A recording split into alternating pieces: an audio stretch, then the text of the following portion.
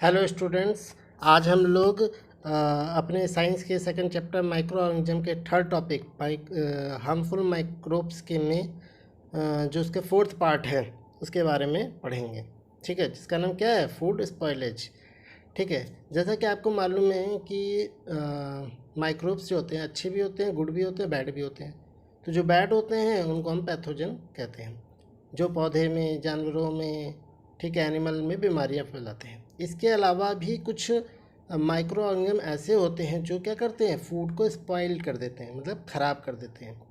ठीक है, तो उसी के बारे में हम लोग पढ़ेंगे। तो चलिए स्टार्ट करते हैं अपना जो है थर्ड टॉपिक का फोर्थ पार्ट, फूड स्पॉइलेज, यानी भोजन का ख़राब होना। ठीक है, उसके बारे में पढ़ेंगे कि कौन से माइक्रोब्स जो है जिम्मेदार होते हैं और कैसे जिम्मेदार होते हैं। फूड स्पॉइलेज होता क्या है, पहले ये समझते हैं। Food spoilage is the process in which food deteriorates to the point at which it is not edible for humans।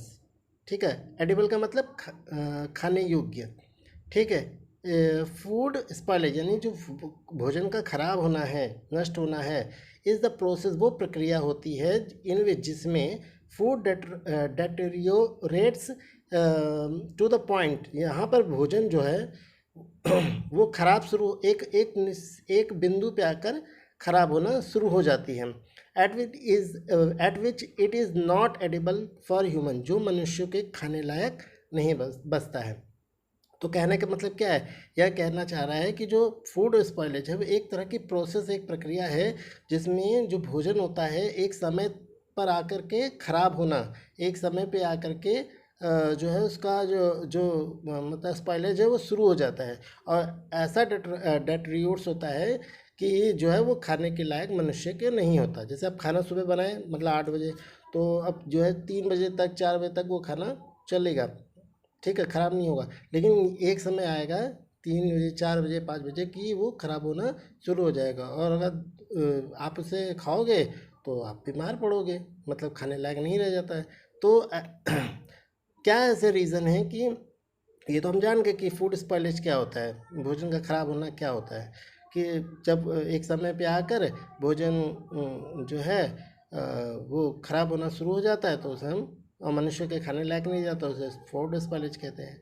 ठीक है, लेकिन फूड स्पॉइलेज का कारण क्या है, क्या रीज़न है? ठीक है, तो कई रीज़न हैं, जिसमें से आपको यहाँ 5 बताए गए हैं। जैसे पहला रीज़न क्या है? Oxidation of food item by air, यानी जो भी खाने का खाना होता है, दाल है, चावल है, कुछ भी है, ठीक है, उसका ऑक्सीडेशन यानी ऑक्सीकरण हवा द्वारा शुरू होना।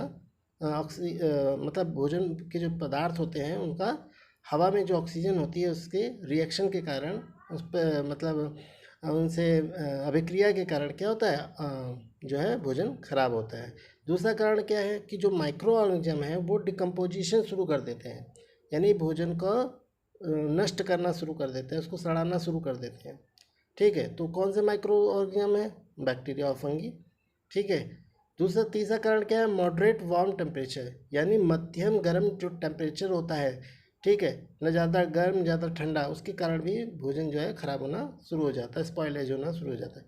और जो चौथा और पांचवा कारण है वो जो मॉइस्चर है, नमी के कारण, और साथ में हवा के कारण भी भोजन खराब होना शुरू हो जाता है। ठीक है, तो ये कुछ कारण हैं जिनके कारण भोजन खराब होता है, खराब होना शुरू हो जाता है। अब आप प्रश्न आता है कि जब भोजन खराब होता है तो हम कैसे पहचानें कि भोजन खराब हो गया है? अब जैसे मैंने मान लीजिए स्कूल में आप पढ़ते हो, ठीक है, आप घर आए और मम्मी नहीं है तो आपको भूख लगी, ठीक है, तो अब वो खाना खराब हो गया या अच्छा खाना है जो आप खा रहे हो, ये कैसे पता करोगे? तो वही, क्या ऐसे निशान है, ऐसे क्या मतलब पहचानने का तरीका जिससे हम पहचानें कि भोजन ठीक है, खाने योग्य है या नहीं खाने योग्य है? ठीक है, तो some of the indicator that show that the food has been spoiled by the microorganism, वो ऐसे कौन सी इंडिकेटर हैं, वो कौन से ऐसे पहचान के तरीके हैं जिनसे हमें ये पता चले कि जो भोजन है वो ख़राब हो गया है माइक्रोऑर्गेनिज्म द्वारा? तो वही हम पढ़ेंगे। पहला तरीका क्या है? अगर आपने जो भी भोजन बनाया है उसमें से गंदी स्मेल आती है, इस यानी फोल स्मेल आती है, तो समझ जाना कि वो भोजन खाने योग्य नहीं है। दूसरा पहचान क्या है? बैड टेस्ट और सोरनेस।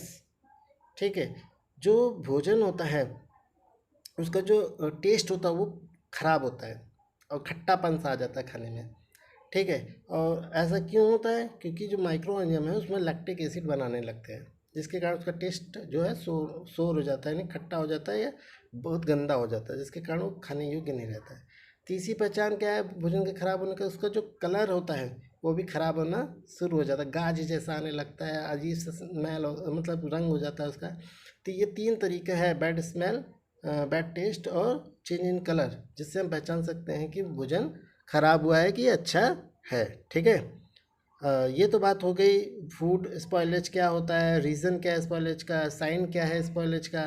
ठीक है, अब हम पढ़ेंगे consequence of consuming spoiled food, कि अगर हम जो कंज्यूम कर लें, मतलब ख़राब खाना हम खा लें, तो उसका परिणाम क्या होगा, कॉन्सिक्वेंस क्या होगा, परिणाम क्या होगा। ठीक है, तो उसी के बारे में पढ़ते हैं। बेटा, जैसा आपको पता है कि जो माइक्रो ऑर्गेनिज्म है वो जब भोजन में ग्रो करने लगते हैं, जैसे बैक्टीरिया, फंगी जो है ना, एक समय आ करके वो भोजन पे ग्रो करने लगते हैं, मतलब अपनी संख्या बढ़ाने लगते हैं। ठीक है, जब वो संख्या बढ़ाने लगते हैं तो कुछ माइक्रो ऑर्गेनिज्म जैसे ऐसे होते हैं जो कुछ जहरीले पदार्थ, टॉक्सिक सब्सटेंस जो है वो निकालने लगते हैं अपने सही से। ठीक है, अब ये जो टॉक्सिक सब्सटेंस होते हैं make the food unfit for consumption.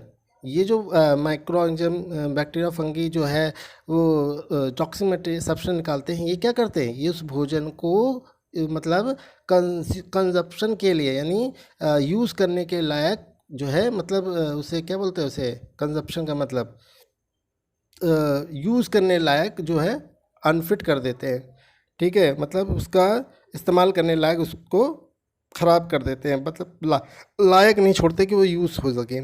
ठीक है, consuming such food items causes an illness called food poisoning. अगर मान लीजिए आपने ये जो है टॉक्सिक जो हमारा फूड है, अगर आपने इसे खा लिया, कंज्यूम कर लिया, तो इससे क्या होगा, आप इलनेस, आप में बीमारी आ जाएगी, बीमारी, आप बीमार हो जाओगे, और ये जो बीमारी होगी उससे क्या कहेंगे, फूड पॉइजनिंग। ठीक है, फूड पॉइजनिंग कहते हैं, यानी ख़राब खाना खाने से जो पेट है उसमें जहर बनने लगता है। So it is very important that we should preserve food to prevent it from being spoiled. इसलिए ये बहुत ज़रूरी है कि जो भी हम खाना बनाते हैं उसे हम प्रिजर्व रखें, यानी संरक्षित करके रखें, ऐसे तरीके अपनाएं जिससे वो खाना लंबे समय तक चले, जल्दी ख़राब ना हो। ठीक है, तो अब कैसे संरक्षित किया जाए, कैसे जो खाना 4 घंटा 5 घंटा या 12 घंटा चलना हो उसको कैसे हम 18 घंटा 16 घंटा वो खाना चलाएं। ठीक है, उन्हीं के बारे में, और साथ में फूड स्पॉइलेज, फूड प्रिजर्वेशन के बारे में, भोजन को कैसे संरक्षित किया जाए, क्या होता है फूड प्रिजर्वेशन। ठीक है, कैसे हम उसे लंबे समय तक चला सकते हैं। ठीक है, और कौन कौन से फिज़िकल मेथड्स हैं उनके बारे में हम अगले वीडियो में पढ़ेंगे। ठीक है, आई होप आपको आज ये जो थर्ड टॉपिक है हार्मफुल माइक्रो ऑर्गेनिज्म, जिसमें एनिमल में, प्लांट में, ह्यूमन में कौन कौन सी बीमारियां होती, किसके कारण होती हैं, इनके बारे में जानकारी हो गई। ठीक है, साथ में फूड स्पॉइलेज क्या होता है, उसके रीज़न क्या होते हैं, उसके साइन क्या है, उसका कंसिक्वेंस क्या है, इसके बारे में अच्छे से आपने पढ़ लिया। ठीक है, अब हम लोग अगले वीडियो में जो हमारा जो अगला टॉपिक है फूड प्रिजर्वेशन, यानी भोजन का संरक्षण, कैसे भोजन को लंबे समय तक चलाया जाए, जल्दी ख़राब होने से बचाया जाए, उसके बारे में डिस्कस करेंगे। मिलते हैं नेक्स्ट वीडियो में। धन्यवाद।